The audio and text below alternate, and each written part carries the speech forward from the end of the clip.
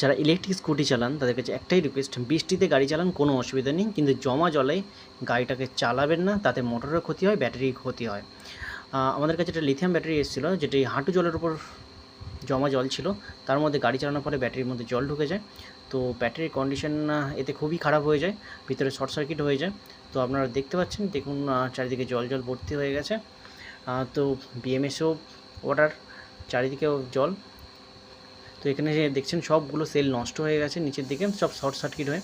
তো এগুলো এখন নিকেল স্ট্রিপ রিমুভ হবে, ড্রাই হবে, তারপরে ক্লিনিং হবে, রাস্ট ক্লিনিং হবে, আবার স্পট ওয়েল্ডিং করে আবার নতুন করে করতে হবে। যে সেলগুলো বাদ গেছে, যেগুলো খারাপ আছে সেগুলো বাদ দিতে হবে। তো সব কিছু করার পর আমাদের দেখছেন 26 অ্যাম্পিয়ার 31 অ্যাম্পিয়ার ছিল ব্যাটারিটা, তো সিল রিমুভ করার পর 25 অ্যাম্পিয়ার মতো পাওয়া গেছে। ভালো ব্যাকআপ পাওয়া যাবে এর থেকে।